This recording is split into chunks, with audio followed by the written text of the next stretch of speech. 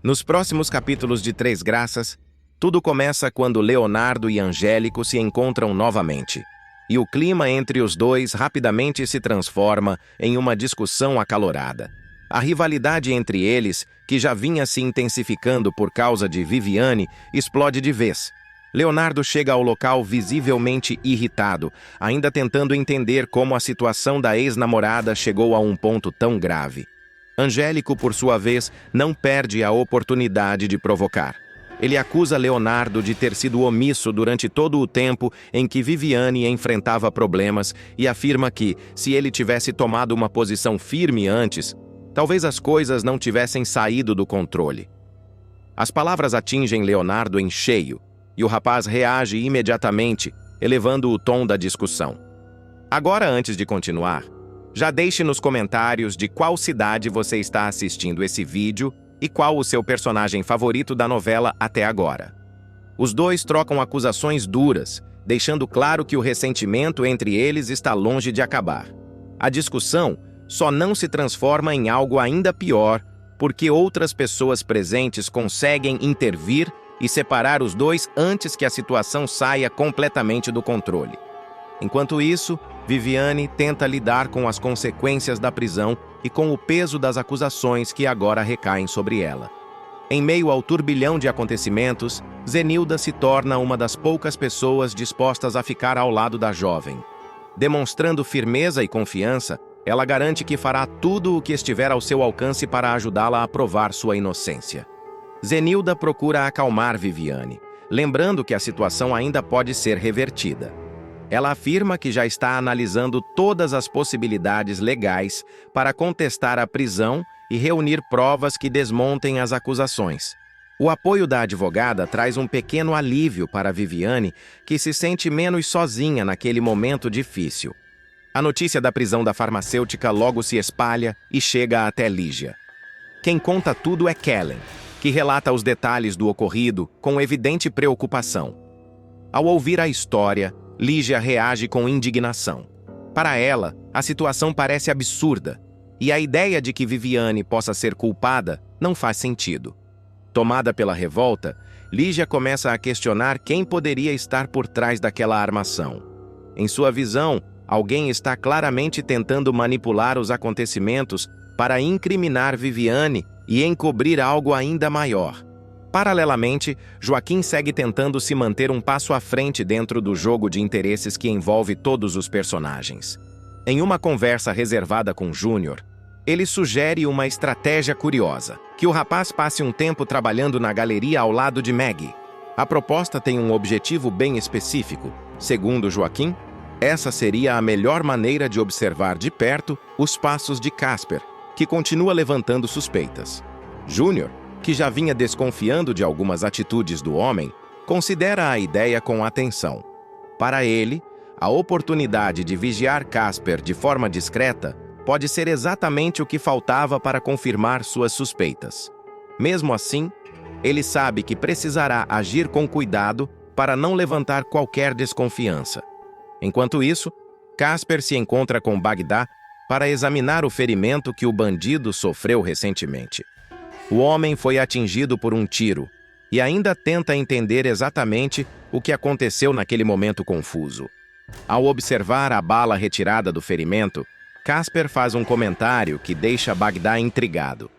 Ele afirma que, pelo tipo de munição e pela forma como o disparo ocorreu, tudo indica que o tiro não veio de uma arma usada por profissionais do crime, mas sim de um revólver comum, provavelmente pertencente a um civil. A observação levanta ainda mais dúvidas sobre quem realmente atirou em Bagdá e quais eram as intenções por trás do ataque. O bandido passa a reconsiderar tudo o que acreditava saber sobre o ocorrido. Em outro ponto da cidade, Vandilson acaba descobrindo uma informação importante. Sem perder tempo, ele procura Lucélia para alertá-la sobre o que viu. Segundo ele, Casper está junto com Bagdá naquele momento, o que pode indicar que os dois estão envolvidos em algo muito maior do que aparentam. A notícia deixa Lucélia imediatamente em estado de alerta. Ela sabe que a presença dos dois juntos pode significar perigo ou, no mínimo, a preparação de algum novo plano. Enquanto todos tentam montar as peças desse complicado quebra-cabeça, Paulinho decide confrontar Gerluce com uma pergunta delicada. Ele quer saber se ela realmente não tinha conhecimento de que Consuelo vinha comprando medicamentos utilizando receitas fornecidas por Viviane. A pergunta deixa Gerluce surpresa e visivelmente desconfortável. O questionamento sugere que pode haver muito mais por trás do esquema envolvendo os remédios do que todos imaginavam. Com tantos segredos, suspeitas e alianças instáveis surgindo ao mesmo tempo, cada personagem começa a perceber que está cada vez mais envolvido em uma trama complexa e que qualquer passo em falso pode trazer consequências inesperadas. Uma reviravolta cruel promete abalar profundamente a vida de Viviane nos próximos acontecimentos da história. Determinado a se vingar da jovem depois da confusão que ela provocou na casa de farinha, Ferretti decide colocar em prática um plano frio e calculado para destruir sua reputação e jogá-la atrás das grades. Tomado pela raiva e pelo desejo de puni-la, o empresário conclui que a melhor forma de atingir Viviane é transformá-la em criminosa diante de toda a comunidade. Para isso, ele conta com uma aliada poderosa e igualmente corrupta, a delegada Marisa. Os dois se unem para montar uma armadilha que deixará a farmacêutica sem saída. Tudo começa quando Ferretti ordena que alguns de seus homens invadam discretamente a casa de Viviane. Aproveitando um momento em que ela não está presente, os capangas entram no local e executam a primeira etapa do plano. Dentro de um dos armários da residência, eles escondem várias caixas de medicamentos falsificados, cuidadosamente embalados, para parecer que fazem parte de um esquema ilegal de distribuição. Com as provas falsas plantadas, o cenário da acusação está montado. Pouco tempo depois, a segunda parte do plano entra em ação. A delegada Marisa chega ao local acompanhada de policiais, alegando que está conduzindo uma operação baseada em denúncias sobre a venda de remédios falsificados na comunidade. A presença da polícia chama a atenção dos vizinhos, que começam a observar tudo com curiosidade e preocupação. Sem entender o que está acontecendo, Viviane se vê cercada pelos agentes dentro de sua própria casa. Marisa ordena que os policiais façam uma revista completa no local, dizendo que precisa encontrar provas do suposto crime. Durante a busca, um dos policiais abre um armário e encontra a caixa com os medicamentos falsificados escondidos no fundo. O momento é tratado como uma descoberta chocante. Marisa imediatamente assume uma postura dura, como se tivesse encontrado exatamente o que procurava. Viviane fica completamente perplexa ao ver as caixas. Ela corre até o armário e tenta entender como aquilo foi parar ali. Desesperada, insiste que nunca viu aqueles produtos antes e que tudo aquilo só pode ser uma armação. Com a voz tremendo de indignação, ela protesta diante dos policiais, dizendo que aquelas caixas não estavam ali e que alguém deve tê-las colocado na casa dela. Viviane afirma que está sendo vítima de uma injustiça e implora para que investiguem melhor antes de tomar qualquer decisão. Marisa, no entanto, ignora completamente as explicações. Com frieza, a delegada anuncia que as provas encontradas são suficientes para caracterizar flagrante delito.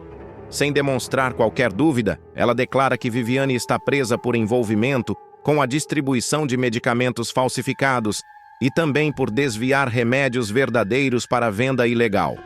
A cena se torna ainda mais humilhante quando os policiais colocam algemas em Viviane diante de todos os vizinhos da comunidade. As pessoas observam a situação com espanto e começam a comentar entre si. Muitos acabam acreditando que a farmacêutica realmente estava envolvida em algo ilegal. Para Viviane, o momento é devastador. Ela tenta explicar que está sendo incriminada injustamente, mas ninguém parece disposto a ouvi-la. Enquanto a jovem é levada pela polícia, Ferretti acompanha tudo de longe, satisfeito com o resultado do plano. Em seu escritório, ele comemora o sucesso da armação ao lado de Macedo, seu aliado. Os dois conversam sobre como foi fácil manipular toda a situação. Para Ferretti, aquela prisão representa muito mais do que uma simples vingança. Trata-se de uma forma de mostrar poder e de dar um recado claro a todos que ousarem enfrentá-lo. Durante a conversa, o empresário deixa claro que também pretende atingir outra pessoa com essa armação, o próprio filho. Leonardo, que ainda tem sentimentos por Viviane, acaba sendo profundamente afetado pela prisão da jovem. Ao saber do que aconteceu, ele fica completamente abalado. A notícia o deixa revoltado e cheio de dúvidas sobre o que realmente ocorreu. Ferretti percebe o impacto que a situação causa no filho e não perde a oportunidade de provocar. Com um sorriso cruel, ele comenta que o verdadeiro alvo de toda aquela história não era apenas Viviane.